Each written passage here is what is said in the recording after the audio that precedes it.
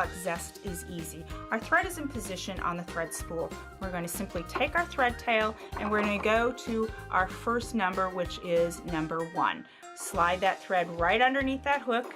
Now we're going to go down to number 2, which tells me to take that thread up and around to number 3, which is my take-up lever. To slide that thread into that take-up lever, I'm going to simply take it to the back and bring it forward. This is number 4, we're bringing it straight down, and our last step is number 5, which is right above the needle.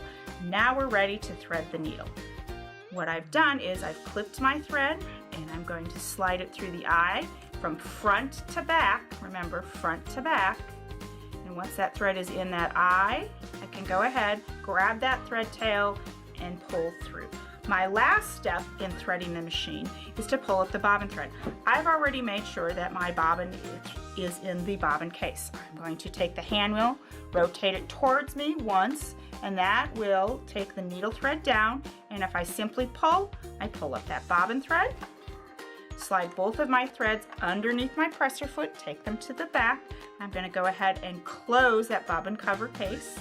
Our last step is to slide the 3-arm cover into place, snap it in place, and now we're set to sew.